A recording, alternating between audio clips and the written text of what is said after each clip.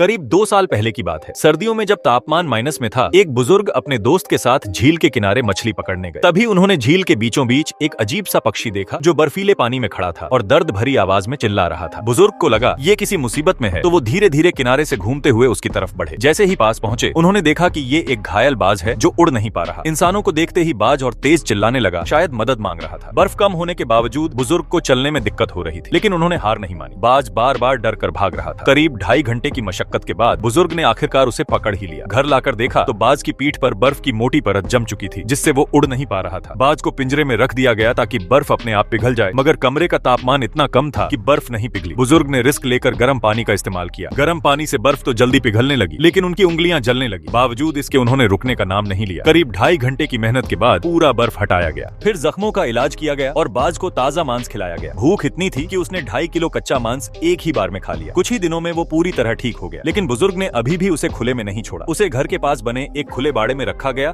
और एक मुर्गी भी लाई गई ताकि उसे अकेलापन महसूस न हो। धीरे धीरे बाज और इंसानों के बीच एक खास रिश्ता बन गया। वो बेहद शांत और समझदार हो गया था। बुजुर्ग जब भी उसे बाहर घुमाने ले जाते, वो बिना किसी रस्सी के उनके आसपास ही उड़ता और घूमता रहता। उसकी आंखों में एक अलग सी चमक थी, जैसे वो हर वक्त शुक्रिया कह रहा हो। बुजुर्ग को पता था कि बाज एक वाइल्ड लाइफ प्रोटेक्टेड एनिमल है, इसलिए उन्होंने तय किया कि अब उसे आजाद किया जाएगा। जिस दिन उसे छोड़ा गया, उस दिन सरकार के अफसर भी आए और मीडिया ने भी कवर किया। जैसे ही बाज को छोड़ा गया, वो तुरंत उड़ गया, लेकिन फिर झील के ऊपर मंडराता रहा, जैसे इंसानों को धन्यवाद कह रहा हो। कुछ दिन बाद बुजुर्ग ने अपने घर के पास बर्फ पर कुछ मछलियां देखी। इतनी ठंड में ये नामुमकिन था। तभी वही बाज फिर से आया और बुजुर्ग समझ गए कि उसने ही मछलियां लाकर रखी। वो अब रोज मछलियां लाकर दे रहा था। इतना ही नहीं, जब गांव वाले मछली पकड़ने समुद्र में जाते, वो बाज अपने पूरे झुंड के साथ आता और नावों के ऊपर उड़ते हुए मछलियों के झुंड की दिशा दिखाता। गांव वाले भी हर बार कुछ मछलियां बाजों के लिए अलग रख देते। अब ये बाज गांव के लिए एक लकी गार्डियन बन गया है। इस कहानी को सुनकर दुनिया भर के लोग जानवरों से प्रेम और प्रकृति के साथ संतुलन बनाए रखने की सीख ले रहे हैं। उम्मीद है कि इंसान और जानवर के बीच ये अनोखा रिश्ता यूं ही बना रहे।